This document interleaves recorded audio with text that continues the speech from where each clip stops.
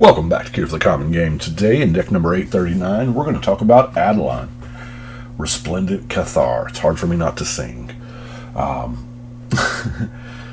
So for 3 mana, we get a star for Vigilant. Now this is the, just before we get into the card, this is the currently now the pre-release version. I kind of like the old date stamp, but I get why they had to change it. The 2021 with the Starburst. I don't know. How do y'all feel about that? Anyway. Adeline's power is equal to number of creatures you control. Whoa.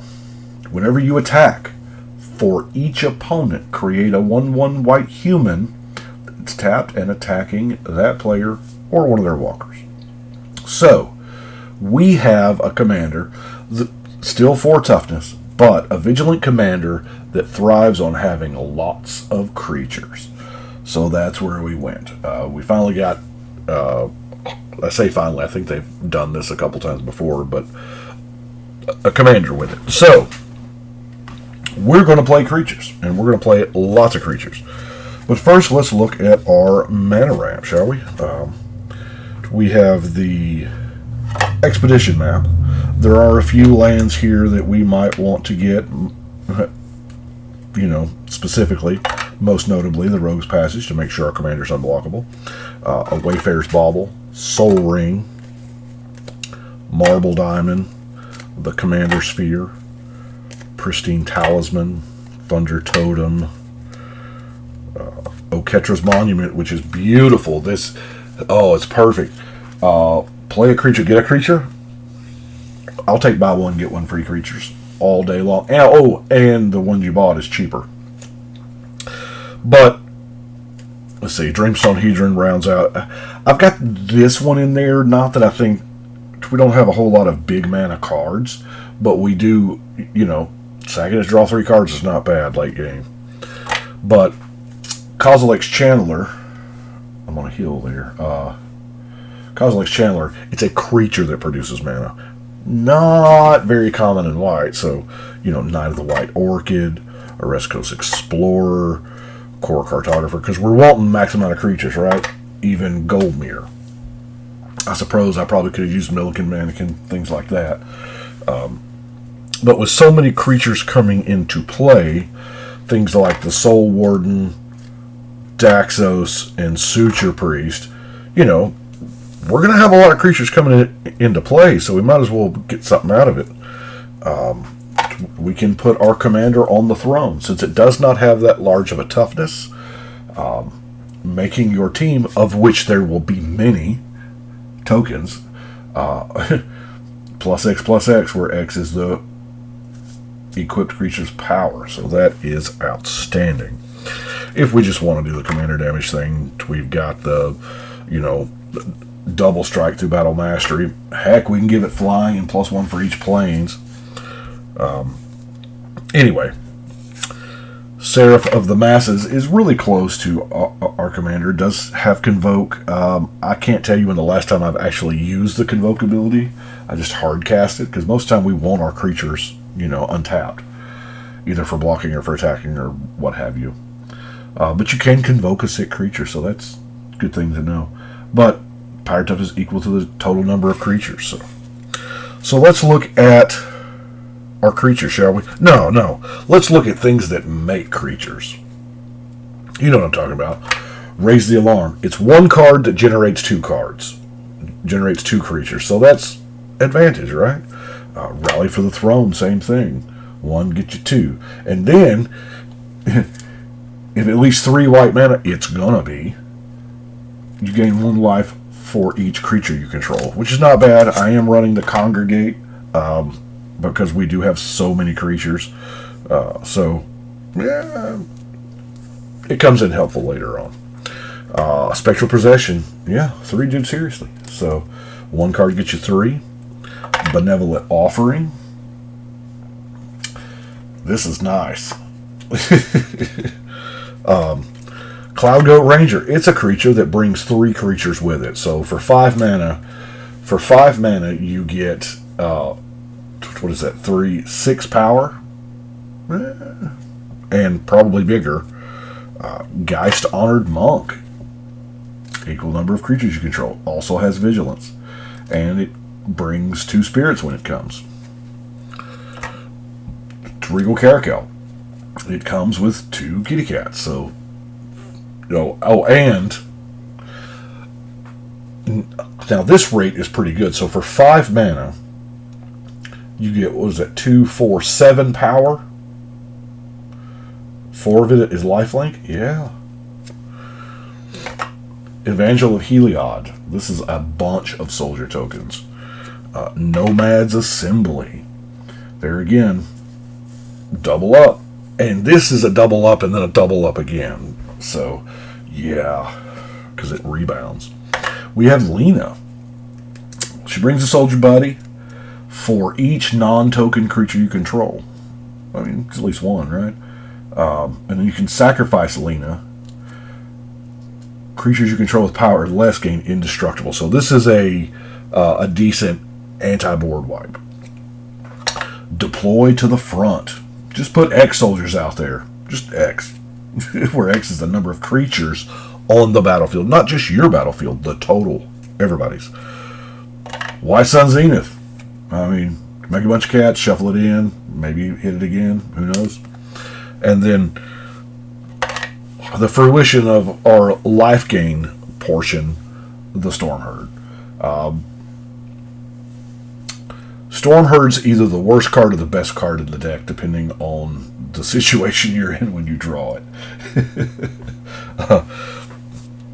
I do have things like Brave the Elements. Now, Brave the Elements is such a good card. It's so versatile, offensive or defensive. It protects your entire team from that Chain Lightning or Blasphemous Act, whatever.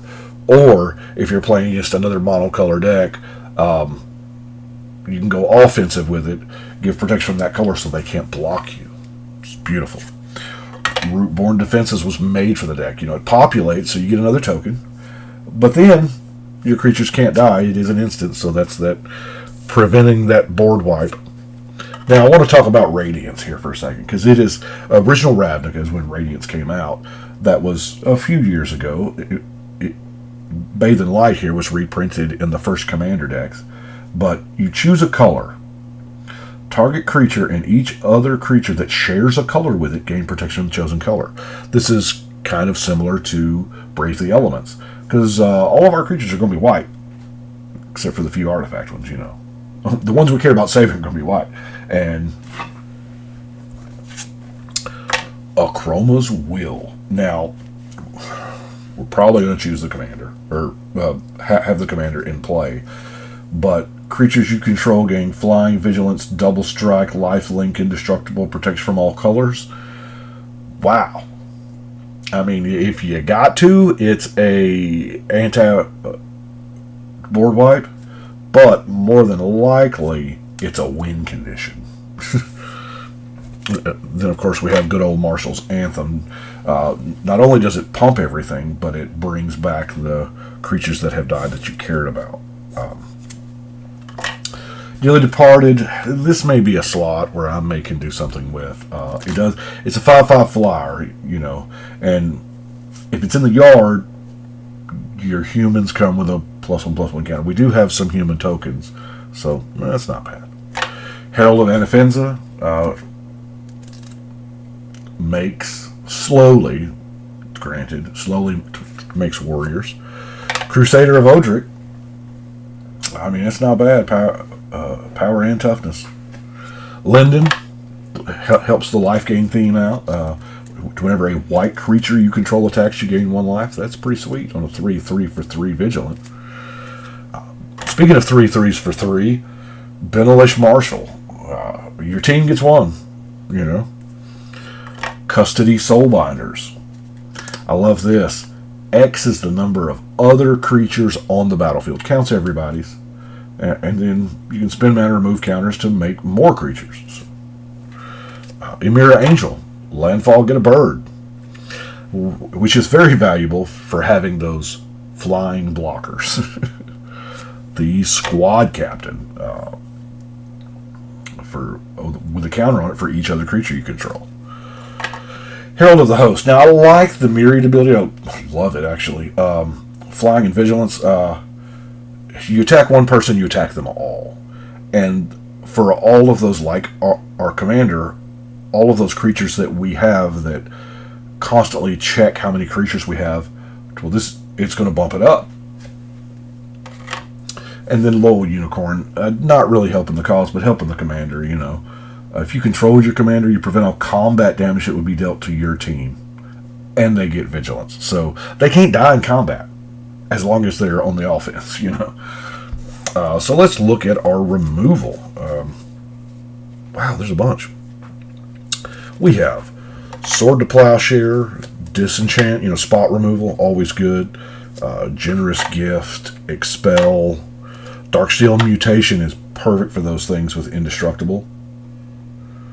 That you just can't deal with. Mana Tithe. Nobody sees it coming. Still to this day, Mana Tithe's been out for years.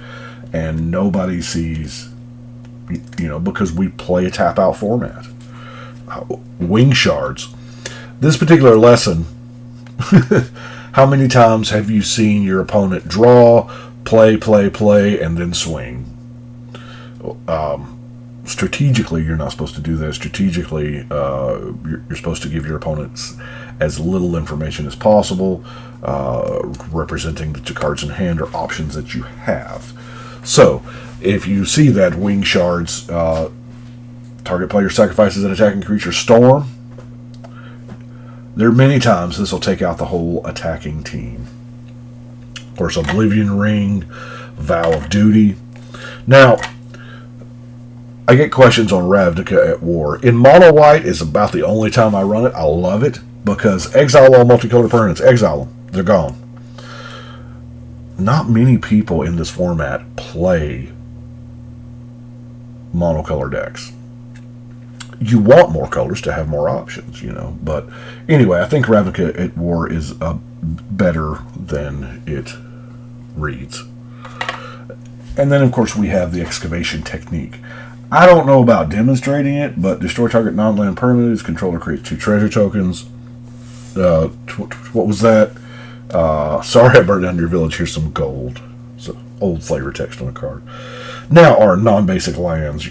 The cycling lands, of course, the Drifting Meadow, Secluded Steppe, and Desert of the True. The reason why I like to use cycling lands in a one-color deck is there are times, yes, they do interplay tapped, but the odds are you're going to draw them and not need them. If you need them and they're in your opening hand, hey, that's great. That's what they're there for. It's the versatility of I can have a land if I need it, and I can throw it away to get another card when I don't need it. So that I like. Of course, Temple of False God, like I said, it's monocolor deck, and then Myriad Landscape to go and get that 2 planes. 1 land drop gets you 2. And I know there's not a whole lot of card draw here, or like any. That is a weakness of white. There are artifacts and things that we could do to, you know, but that is it for this one. So let's go put this on the wall, shall we? 839, sweet Adeline. Oh, a lot of creatures. But that is what we have got for today. I do appreciate y'all watching, and thank you so much. Hope y'all are having a good new year. But we're going to go ahead and shuffle and cut.